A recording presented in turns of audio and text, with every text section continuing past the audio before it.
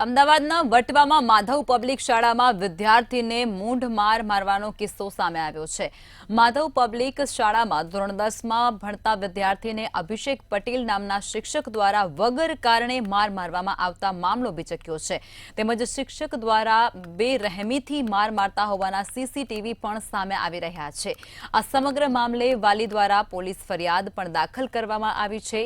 School પ્રશાસન દ્વારા શિક્ષકને તાત્કાલિક ધોરણે સસ્પેન્ડ પણ કરવામાં આવ્યો છે। અમદાવાદ જિલ્લા શિક્ષણ અધિકારીએ સ્કૂલને નોટિસ પણ ફટકારી છે અને સ્કૂલને આ બાબતે ખુલાસો આપવા માટે જણાવવામાં પણ આવ્યું છે।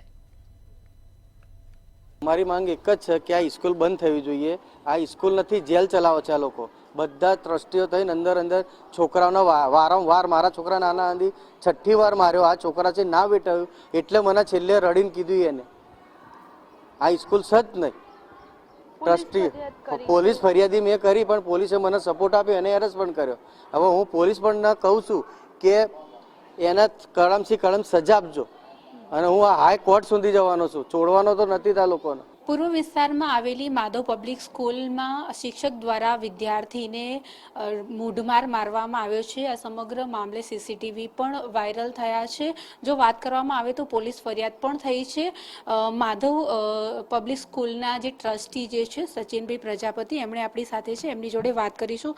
સર, એક આપણી સ્કૂલનો વિડીયો વાયરલ થયો છે જેમાં આપના આજે જે શિક્ષક છે તેણે વિદ્યાર્થીને મૂઢમાર માર્યો છે। એટલી હદે માર માર્યો છે કે વિદ્યાર્થી જે છે તેને માથું પછાડીને એને મારવામાં આવ્યો છે, દિવાલે માથું પણ પછાડ્યું છે। આ પ્રકારની ઘટના આપના પ્રેમાઇસીસમાં થઈ છે। આ ઘટનાને કઈ રીતે તમે જોવો છો? આપના તરફથી શું પગલાં લેવામાં આવ્યા અને શિક્ષકે કેમ આવું કર્યું?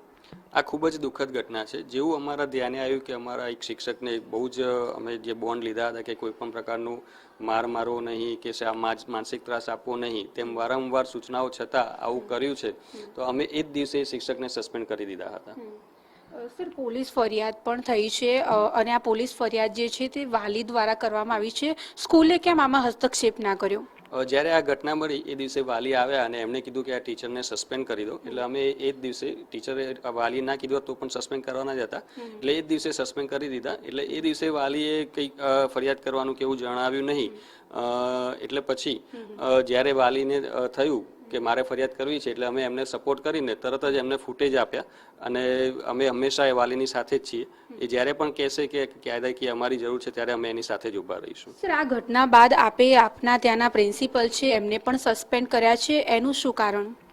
અમને લાગ્યું કે આ બિલકુલ બેજવાબદાર ઘટના થઈ છે એટલે શિક્ષક તો સસ્પેન્ડ થાય પણ પ્રિન્સિપલનો પણ શિક્ષકો પર પ્રોપર કંટ્રોલ હોવો જોઈએ, જે અમને ઓછો લાગ્યો। એના કારણે અમે તાત્કાલિક રીતે પ્રિન્સિપાલને પણ સસ્પેન્ડ કર્યા છે। તો આ હતા સચિનભાઈ પ્રજાપતિ અને આ માધવ પબ્લિક સ્કૂલના ટ્રસ્ટી છે અને તેમના દ્વારા તાત્કાલિક ધોરણે જે પગલાં લેવામાં આવ્યા તેના વિશે તેમણે વાત કરી છે। વાત કરવામાં આવે તો સમગ્ર મામલા વિશે માધવ પબ્લિક સ્કૂલની અંદર જે શિક્ષક જે છે અભિષેકભાઈ, તેમણે વિદ્યાર્થીને અચાનક જ આવેશમાં આવીને મૂઢમાર માર્યો। ત્યારબાદ સમગ્ર મામલો પોલીસ સ્ટેશને પહોંચ્યો।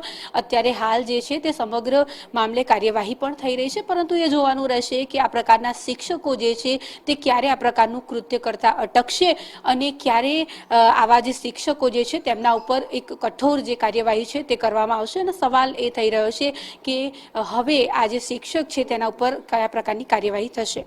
કેમેરા પર્સન કેતન શ્રીમાળી સાથે અનિતા પરમાર, મંતવ્ય ન્યૂઝ, અમદાવાદ।